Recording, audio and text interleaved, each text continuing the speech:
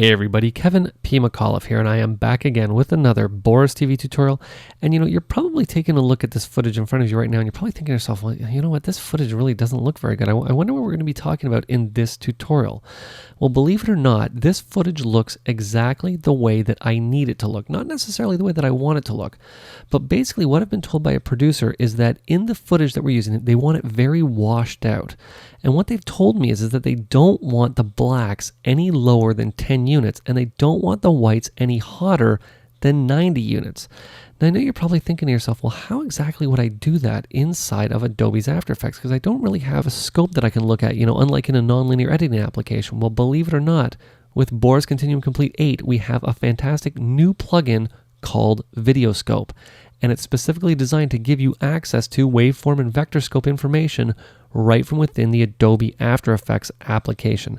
And I want to show you how simple it is to set up and how simple it is to use and how you're going to use it in conjunction with other Boris Continuum Complete plugins right now. Okay, so let's Command Tab into Adobe's After Effects, and obviously the first thing that we need is some footage to work with. So I'm going to come over to my project window. I'm going to press Command and I on the Mac, Control and I on Windows. And I'm just going to select 935 from Video Tracks HD, and it's a shot of some motorcycle racing. I'm just going to grab it down. I'm going to drag it right down here to my Create New Composition button, and let's just come through to about there. Now, how most people might think that this plugin works is that you're going to take it and drag it onto the clip itself. Now, I don't particularly like to work this way, and you're going to see why in just a second. So let's head on over to our Effects and Presets dropdown, and you're going to notice something that's a little bit different inside of Boris Continuum Complete 8, and that is that the categories have changed. The categories now reflect more so what the plugins do, as opposed to being in categories like OpenGL. So, for example, all of the art looks are now together, and inside of art looks, you'll find things like the cartooner, halftone, pencil sketch, and other like plugins.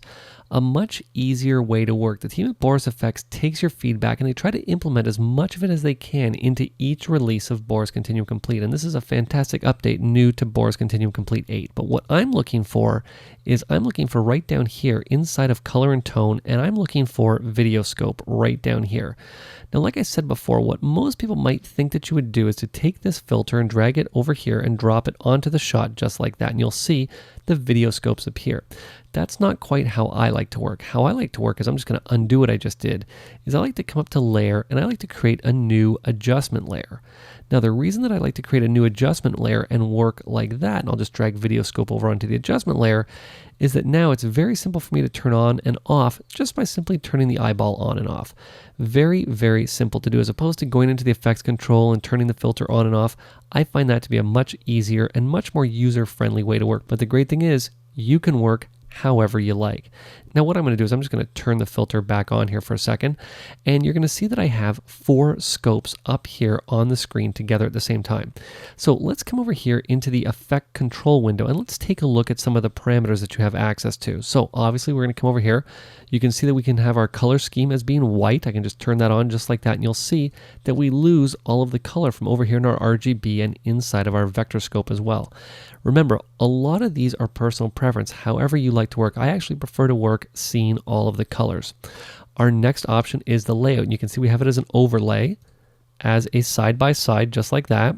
You can see that we can then get in and just see the individual scopes just like this. And in most cases, this is how I like to work. And most of the time, what I always have on is the Luma waveform, just like that. You'll see that you also have access to the RGB waveform, just like that. And last but certainly not least, we have our luminance blue-red difference waveform, just like that.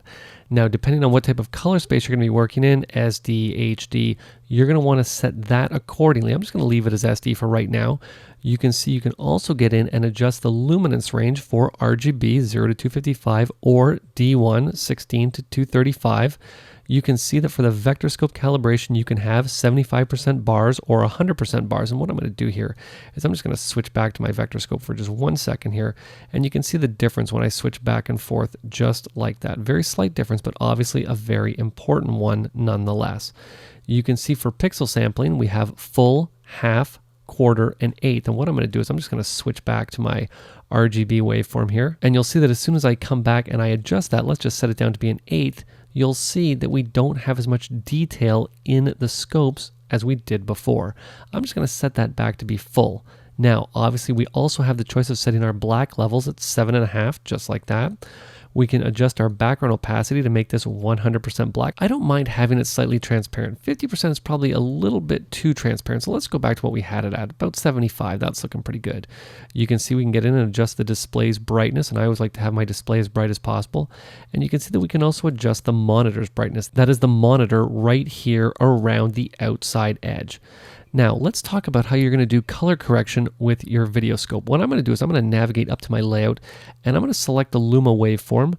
We're going to leave the vector scope calibration at 75%. We'll leave the Luma range at 0 to 255 because when I exported this file, I actually exported it in the RGB color space. And for the purposes of what we're doing, I'm going to come up to the color space and I'm going to set it to be HD 720/1080, just like that. Now, the example that I gave in the opening was what to do if a producer comes to you and they say that they want the footage to be very washed out. What they want is they don't want any blacks darker than 10 units and they don't want any whites higher than 90 units. And if you take a look at our scope right here, you can see that our blacks are exactly where they should be right down here on 0, and our whites are exactly where they should be right up there at 100. So how are we going to get in and how are we going to adjust this? Well, we're going to use another fantastic effect inside of Boris Continuum Complete, and I'm talking about three-way color grade. So let's navigate right back over here to Effects and Presets. We're going to come back up to the top of Color and Tone, and there is three-way color grade right there. I'm going to take three-way color grade and I'm going to drag it right over here onto my clip, just like that. You'll see that I now have my color wheels ready to work with.